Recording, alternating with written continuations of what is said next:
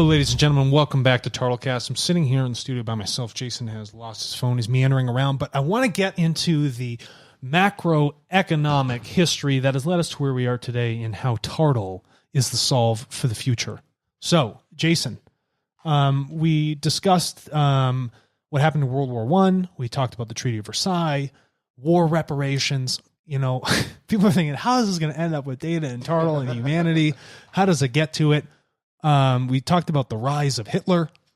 We talked about the 1950s with marketing and, you know, people at home and the baby boomers. Yes, and the trades and tariffs post-war. Yeah, trades and tariffs post-war. So now the what? agreement, we have economic interdependence among nations. Global order is kept. It's achieved. It's achieved.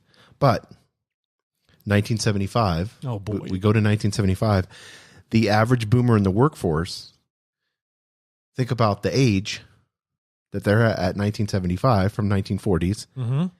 The huge increase, because we had the largest population boom ever, 78 million people, 40% growth in 20 years in the United States. So this is between 40 and 60 years old now, this group. So now we have a monster amount of workforce, Mm-hmm. tons of people wanting a job. Yep. So 1975, prices explode, Mm-hmm. demand shock, and commodities go through the roof. Oh, yeah. And we know that. We could see it with oil. And gas shortage. Yes. Remember that? Oh, what's your license plate say? Is it this letter or this number first? Well, you can come on this day of the week. We have a huge deficit. So in that deficit, we can't peg our money to the gold anymore. Nope, because the Bretton Woods standard, gone. Yes. So we create a fiat money system. Right. The rest of the world follows with this. And the idea is that because we are a world economy, if we have a fiat system, then the exchange rates will then inextricably be tied to one another. So it'll actually balance out the volatility we've been currently seeing in our own domestic economy here in the United States. Yeah, and this is just a percentage, and I want people to understand this. And we're going to lead to why people are upset, and we talked about this last time. But one of the things that we have to realize, we're going to go back to 1975, but I want people to understand the big story here is from 1975 till now, wages stopped going up. Yeah. 0.3% a year for median Americans. So at that point in 1975, wages don't increase. Right. And the money's becoming worth less. Yes. Because all these new economic theories are coming out for how we fix these deficits, how do we stimulate the economy. But in doing so, you've decreased the value of the money. But for all these boomers, they get asset price rise. Yeah, so well, and a debased currency now. Yeah, so my money's worth less, but the assets have gone in value. So really, it's netted itself out. And no one's paying me more. So Right. that means I'm working harder to own less. Yes. So your future self is poor. Yeah, your future self. So as you go into the future, the more you work, the more you have to work on top of that just to maintain the same level you were at before. Now, the upper echelon people, the higher wage people, the upper middle class and the rich, they've had 100% growth. Of course, because in their wages. They've owned the assets and they write their own wages. Of course. So just off this wage thing, we add the internet. Yep. In the 1990s. Late 80s, early 90s. We add the internet. We have people that are getting left behind. Their wages are decreasing. Prices, their house prices, and we'll get into real estate here in a second, but prices go through the roof. Yep. Everything you're having to leverage more and more and more. We'll get into that. The dream never gets fulfilled. The American dream never gets fulfilled. It's chased. The imagery of getting rich and seeing the rich get richer. And America's supposed to be great. And it's not to you. But there's a greater disparity and people are getting further left behind. So people begin to get angry. We see Russian bots, Chinese bots going after and trying to pull people from the center to the left or the right.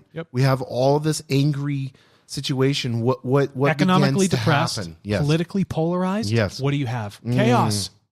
Because people don't realize politics is downstream of economics. Oh, politics, absolutely. Yes. Most politics in our corrupt medieval system today is run by economics. Yes, yeah. So I want to go back to the 80s. We have something happen because this will explain it more. You have these two super powerful people, Reagan and Thatcher. And we all know the Iron Lady. Yeah, we all know about Reagan and Thatcher. She decides to do something because she realized the liberals have a thing, that they're getting all the votes from the poor people. Mm-hmm. The left is getting all the votes from the poor people. We're watching, Reagan and his team is watching what Thatcher's doing. She decides to give free housing to low income in the United Kingdom.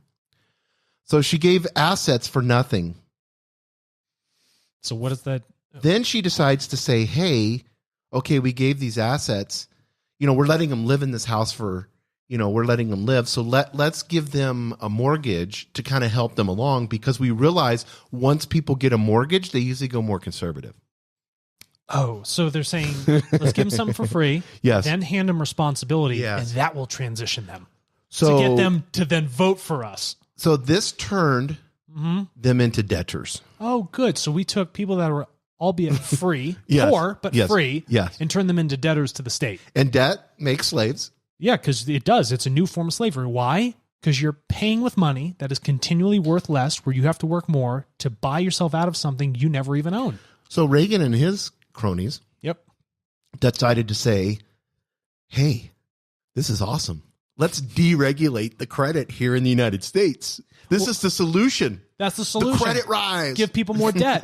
So what happens?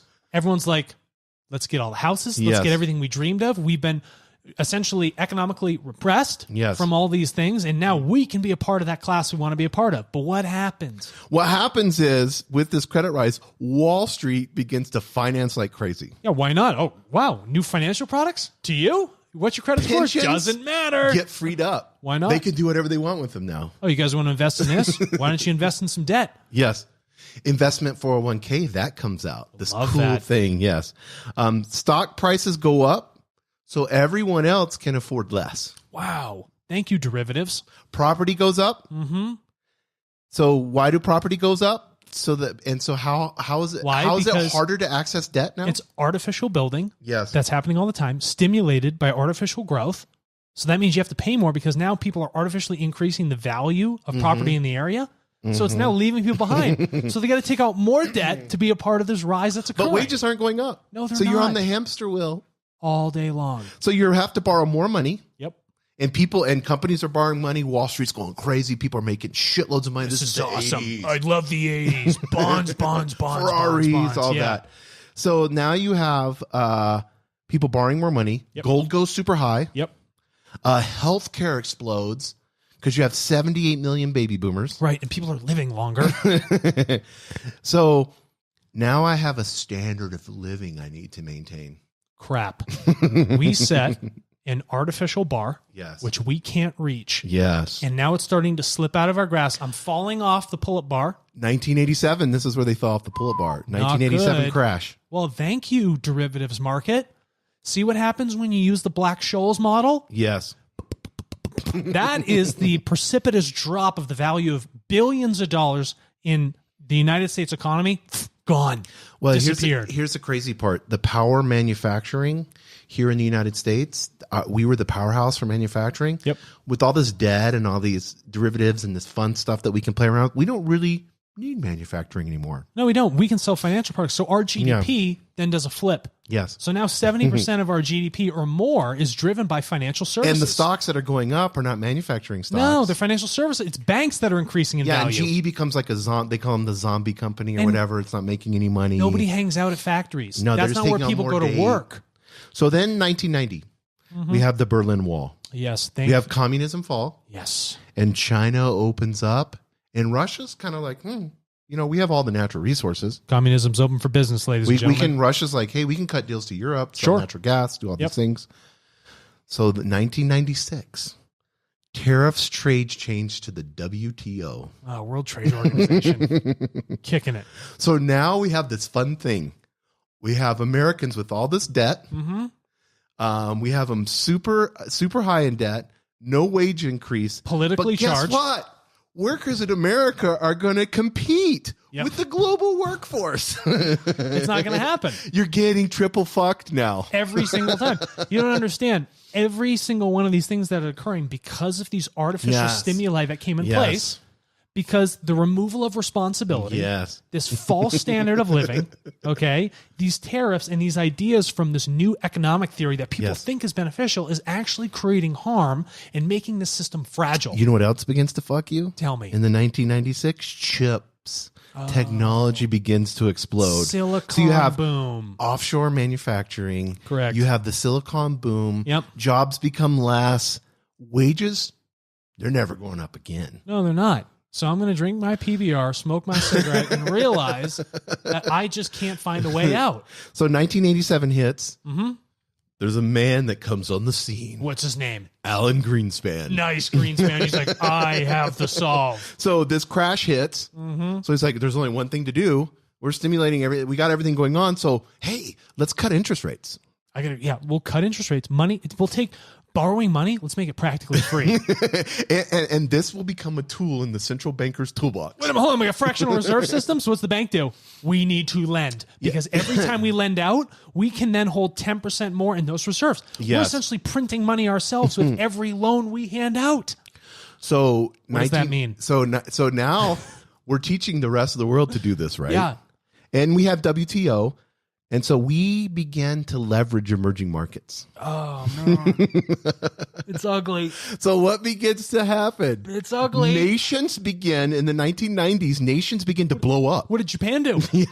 Japan's like, stimulus, quantitative easing. Yes. We're the king. Asian countries take on too much leverage. Mm-hmm. They lend too much. We're seeing this with China right now. Yep. And in dollars, they take on the leverage in dollars. These nations don't earn dollars. No, they don't. They earn another currency. And then they're like, what are we going to do? I mean, all of these, a lot of the Asian countries still have not recovered. So then what happens what when happened we in have a 1990s? crash, when you inextricably link your financial gains to a Right. U.S. dollar? So IMF comes in. International Monetary Fund comes We'll in, save bails you. them out. We'll save you. Here's what we're going to do. We'll bail you out. But by the way, have you seen those contracts? Yes. The IMF owns the hard assets and infrastructure in that country. And they're like, hey, South Korea, hey, Taiwan, we're going to help you. This is ugly. So Good. So the United States, we're not learning from the emerging markets. Emerging markets blow up. We're not seeing it. We're not learning for it. So we began in the 90s. We're 25 times leveraged.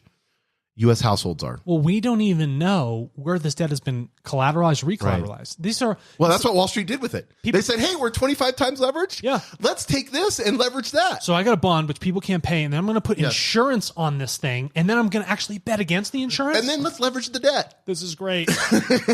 This is like the Forex market, but made for fixed income. And I know we almost got to be done with this episode, but so Alan Greenspan cuts rates twice. I bet he does. World stabilized. The banks are saved. Safety net was established. You've saved the banks at what cost Yes. to the people? So you know what happens? What? Because everybody knows, all the 1% know they're going to get bailed out every time. Every single time. So Why? now 'Cause we it's- just create the largest stock market bubble ever in the 90s. And so to keep it from getting burst, they just keep cutting interest rates. They have to cut. because you want to cut, continue to see cut. it rise. Because when it crashes, that doesn't help So anybody. who's making all the money now? the people in all who of this? Well, in the assets ahead of time, the bankers. So guess what happens, and we'll end in this. Yeah. The sad part is you're 25 times leverage. Your wages aren't going up still. This is the late 1990s. So you have to say, hey, sorry, but husband, wife, partner, whatever, you've got to get a job. Yep. The Because I whole gotta idea have dual income. of the man running the household, Yes. right? With this 1950s propagated marketing idea of like manliness, own the car, the Corvette, white picket fence, do this, the wife's at home. Bullshit. Everybody's got to work now. So like Philip Morris was all excited when they got double their profits because they got women to smoke. Yep. So did these central bankers get all excited when they were able to double the income. They got the stigma put past all of that, which is great. So and now I'm glad- everybody's working. I'm glad that women are working. That's awesome because we're all humans. We're all equal. I'm twice the amount of taxable people. But they come into record numbers, come into the work phase. So you have double income. So what do asset prices do? They're going to shoot up. Yes. Of course they do, because people are spending more now. So we're in this crazy dilemma. It's the late 1990s. Next episode, we're going to get into, because I want people to understand where they're at now, Yeah. what the future looks like, and how TARTLE is to stay for all macroeconomics in the world. Love it.